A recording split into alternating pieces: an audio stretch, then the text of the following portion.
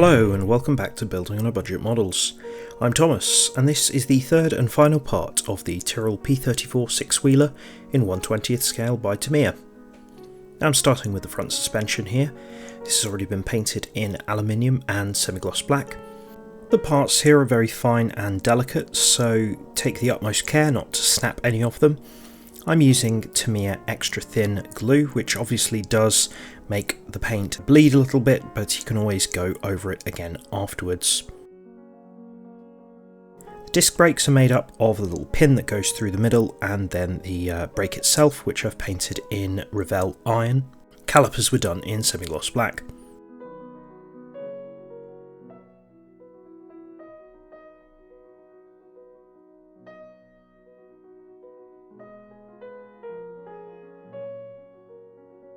The 77 version that I built more recently has cooling ducts and things like that on the front wheels. I think that the reissue, which is coming out later this year, will probably have those as well.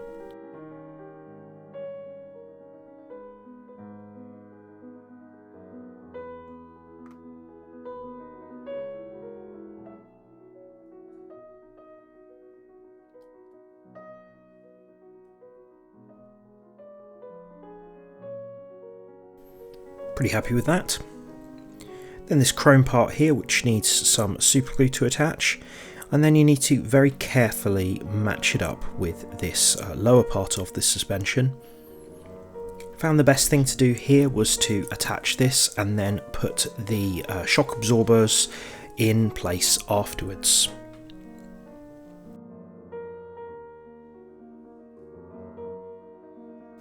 As you can see, I've added them here. Then for the rear wheels, they're made up of these two black parts with the poly cap in the centre. Found there was a little bit of flash around the inside, so just sanded that off.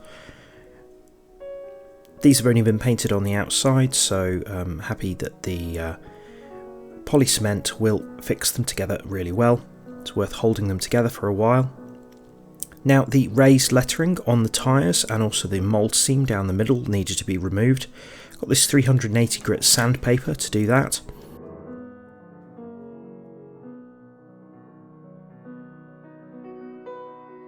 It's a good idea to continually look at the lettering on the side to make sure that you don't sand in the wrong places. Obviously this does make the tyre a lot less shiny, but I'll be adding the decals over the top of those anyway. This then goes onto the wheel very nicely. Make sure that that's cured though, because if you put it on before it's cured, it will fall apart. Then time to add the decals. These are the MSM Creations set, which come with tyre decals. I'm using some UMP strong decal solution here, and when that had cured, I'm also using this Posca paint pen to write some little tyre markings. Now the front tyres have got Goodyear just on one side. I mainly just sanded these down the middle to try and remove the mould seam. But I realised that I could put them onto the wheel, which is done in semi-gloss black, onto the side which doesn't have any raised lettering, and then just put the Goodyear decals onto that side. There's also a little red centre hub here, which I attached later and forgot to film.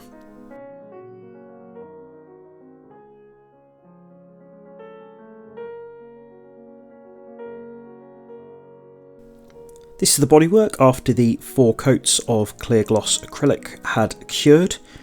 I then went over these parts here with aluminium from Revell, and also used the silver Posca paint pen for some of the little screw heads and fuel caps. Here using some red gloss from Revell for the fire extinguisher, and some matte black for this front lip. I'd also added the thin yellow decal to the front lip. This didn't seem to be present on all versions of the car, so if you're looking at a particular race, you may want to leave this off.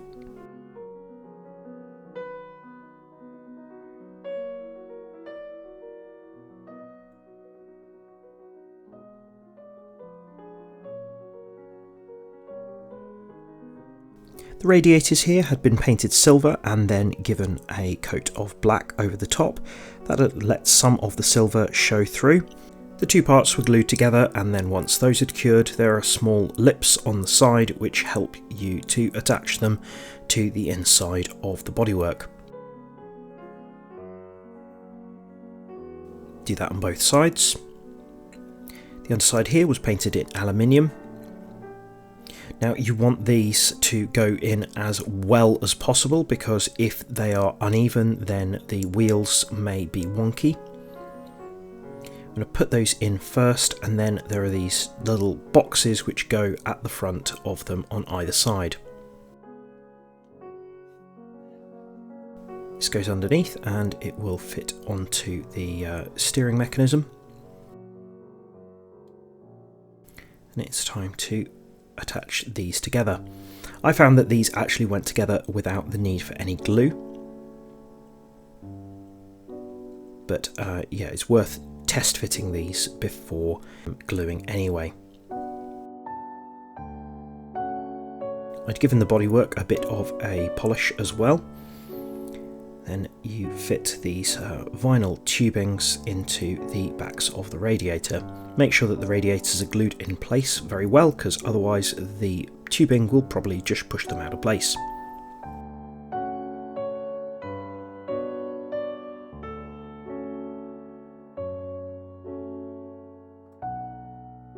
Little fuel cap here that goes behind the driver's seat, and there's a little chrome part here which goes around the driver's feet.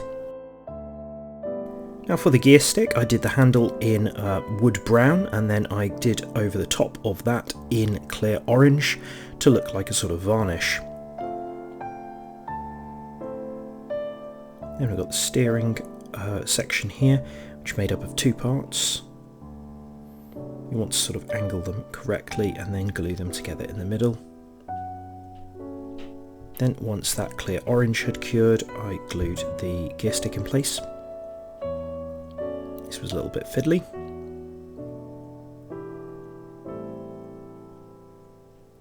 This section here goes behind the engine.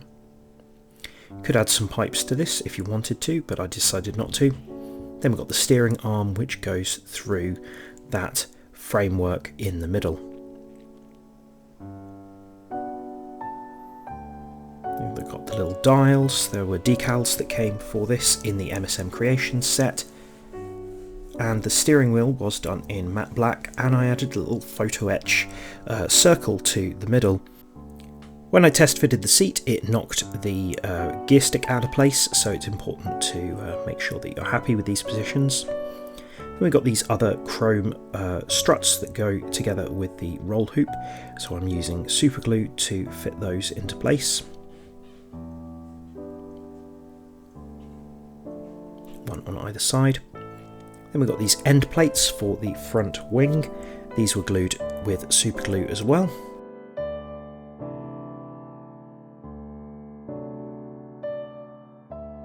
Now for the rear light, it was painted in silver, and then I used some clear red over the top. That goes into the middle of this black section here, which goes onto the support of the rear wing. Then you've got some horizontal supports, and it goes onto either side of the transmission. This is quite fiddly, so you might want to glue one side into place and let it cure before then attaching the other, which isn't what I did here, but there's my recommendations for the future. Now, this is a tip I learned from kit builder Chris. There's a link to his channel in the description. If you use a little bit of washing up liquid, or hand soap might work as well, on the axles, then it can make difficult wheels easier to fit on.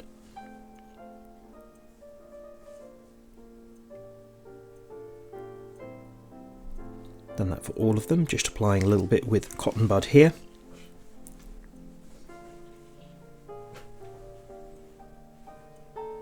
And then I did the same for the front ones. This is especially useful for Formula 1 cars, as the suspension can be really fragile.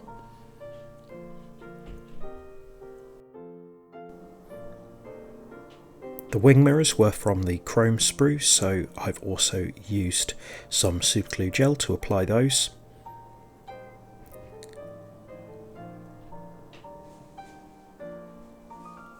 Found a cotton bud was a nice delicate way to put some pressure on those. These photo etch screws from the seatbelt set were added to a few places on the bodywork, including the cowling here. The clear part for the windows in the cockpit cowling need to be cut to size. I'm using the up-to-date instructions here, but I'll provide the sizes as well. It's important to test fit these first. I found that they needed a little bit of a bend, so I removed it and gave it a little bit of a bend and then glued it into place using some foam safe superglue. There was also a few little places where photo etch was required. I just used some spare screws and things like that I had left over, like clips on the side pods and these little clips on the front wing.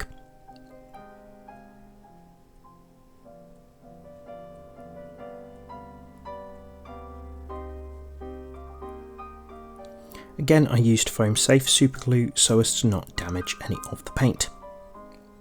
I'm pretty happy with that. And there we have it. This is one of my all-time favourite F1 cars. I think that whilst other teams may have tried six-wheel ideas, this is the only one to have ever hit the track and therefore is a truly unique specimen. In a moment I'll show you some pictures of how it compares to the 1977 version that I built so many years ago, but I'm pretty happy with this. Please let me know in the comments what you think. I would like to build the 1/12 scale one of these days, but that's definitely going to be a big investment of time and money.